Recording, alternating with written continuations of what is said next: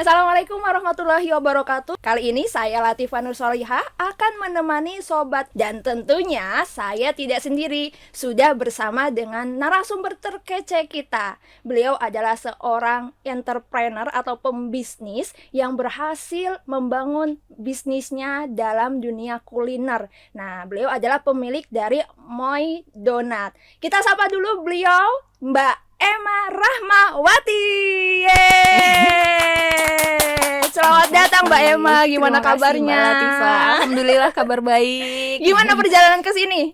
Alhamdulillah lancar. Lancar ya. Itu kelihatan banget dari wajahnya berseri-seri. Puasanya pasti lancar. Alhamdulillah. Alhamdulillah.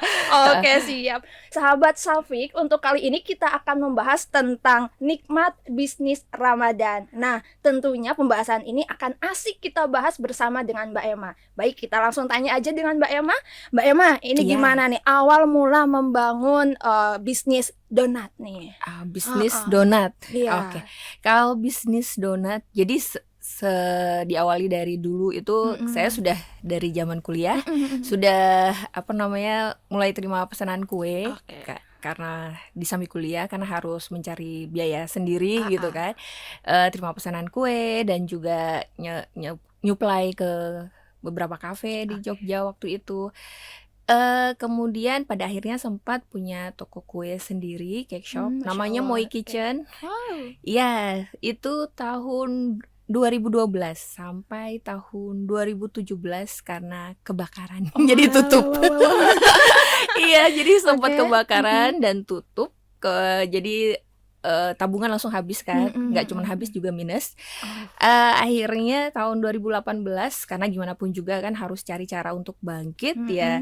Saya mencari usaha yang sekiranya tidak menghabiskan dana besar gitu kan. Dan apalagi waktu itu saya posisi sudah di Jombang, jadi di kota baru, biarpun itu kota kelahiran saya sebenarnya, tapi karena udah berbelas-belas tahun saya di Jogja, jadi ketika kembali ke Jombang itu bingung ya mau ngapain gitu kan. Apalagi Jombang kota kecil, kalau bikin kafe kayak di Jogja kok kayaknya nggak mungkin gitu. Waktu itu ngerasanya nggak mungkin, apalagi juga dalam kondisi keuangan lagi nggak bagus ya, seperti itu.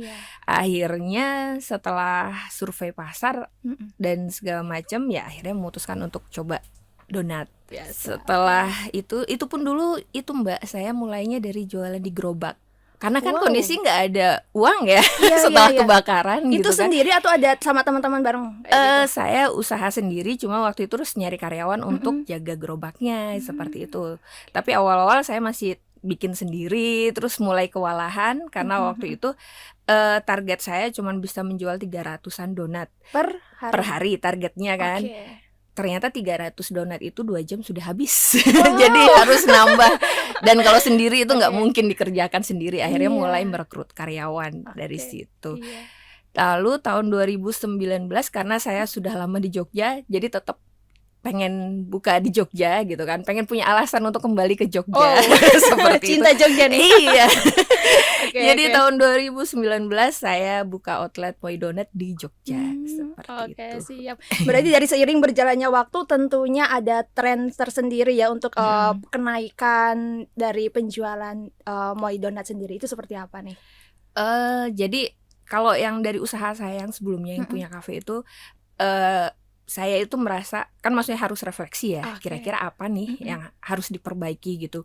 Beberapa hal yang saya pelajari dari kejadian itu adalah ya harus selalu mengontrol itu sih, mengontrol catatan keuangannya, mengontrol cash flow, mengontrol produksi, dan juga memperbanyak cabang. Jadi biar kalau ada apa-apa itu tujuannya sederhana. Jadi kalau biar ada apa-apa gitu paling tidak ada tempat lain, ada cabang lain yang bisa mengcover gitu. Setelah 2018 melihat respon pasar itu bagus, setiap keuntungan itu saya alokasikan untuk mengembangkan usaha. Jadi buka cabang baru atau gimana, sampai ketika saya membuka cabang di Jogja itu tahun 2019, yang di Jombang waktu itu sudah ada 3 tempat. Seperti itu. Untuk ini mungkin ada spesifikasi khusus ya, apa yang membedakan antara donat Moy ya produksi dari Mbak Emma sendiri sama donat-donat yang lain? Kan sekarang lagi tren banget tuh makanan kayak gitu. Apa sih itu ya keunggulannya? Kalau kita itu ya donatnya itu dibuat dari kentang. Oke. Dari kentang asli, karena ada juga kan yang kentang tepung gitu. Kalau saya lebih memilih kentang asli itu karena rasanya tetap terasa beda gitu kan, juga teksturnya beda. Bener banget sih, enak banget itu. Terima kasih. Jadi rasa dan teksturnya itu tetap kerasa kalau misalnya pakai kentang asli seperti itu. Dan ukurannya juga nggak gede, jadi cukupan gitu untuk sekali makan itu insya Allah habis. Kalau yang donat besar itu kan kadang kita baru setengah jalan udah kenyang gitu kan. Kalau yang ukuran yang saya pilih itu yang sekiranya satu kali makan itu habis gitu kan. Seperti itu. Terus juga harganya diusahakan seekonomis mungkin gitu kan. Jadi kami nggak mengambil margin terlalu besar, yang penting bisa menutup seperti itu. Oke, berarti ini adalah salah satu strategi untuk bisa tetap eksis gitu di antara pesaing-pesaing yang sekarang lagi berkembang gitu ya. Dan juga itu sih kami jarang menaikkan harga. Kalau saya kan itu pokoknya semua bahan sebisa mungkin tidak boleh berubah gitu kan. Bahan takaran semuanya harus sama persis. Nah, kalau misalnya harganya yang naik itu ya kita selama itu masih masuk lah, masih nutup gitu ya nggak apa-apa, kita tetap bertahan di harga lama.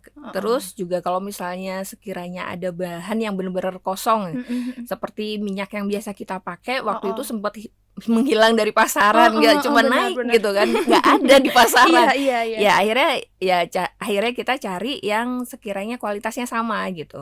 Jadi pokoknya nggak boleh nurunin kualitas sama sekali seperti itu. Kalau sekarang sih saya sangat terbantu dengan tim yang sudah menurut saya udah bisa sangat diandalkan gitu kan. Mbak Emma kan sekaligus menjadi seorang entrepreneur tuh ya, udah punya karyawan, juga sebagai seorang ibu nih. Cara mengalokasikan waktu, jadwal Mbak Emma ini gimana nih? Kalau saya kalau waktu dulu ketika yang saya bilang kondisi keuangannya itu benar-benar sedang terpuruk gitu kan, ya akhirnya ada kalanya ya ketika harus memilih kan untuk ngurus anak atau ngurus usaha gitu. Tapi kalau misalnya di saat waktu itu beneran minus kan, kalau misalnya hanya fokus ngurus anak gitu, ya ntar dikasih makan apa gitu kan. Akhirnya ya harus gimana, untungnya suami kan juga sangat support, sangat support gitu. Ketika saya ada kegiatan gitu, suami akan menghandle, dan juga begitu sebaliknya. Jadi ya saling membantu mana yang bisa dibantu. Seperti itu sih.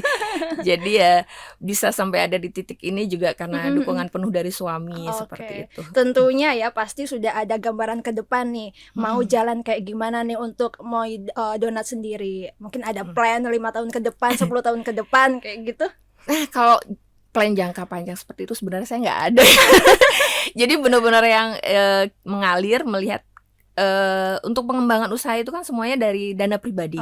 Jadi dari keuntungan yang dikumpulkan sedikit-sedikit seperti itu. Jadi biasanya kalau misalnya ada dana yang mengendap, yang kayaknya cukup nih buat outlet baru, terus baru deh kita bikin outlet baru. Oke, terakhir sekarang pertanyaannya, kasih dong tips atau mungkin pesan ke teman-teman yang sedang memulai usaha khususnya di bidang kuliner nih. Mungkin ada tips atau trik khusus nih buat teman-teman yang sedang memulai. Oke, kalau saya sebenarnya nggak ada tips dan trik khusus ya, hanya saya selalu menjual makanan yang saya sukai.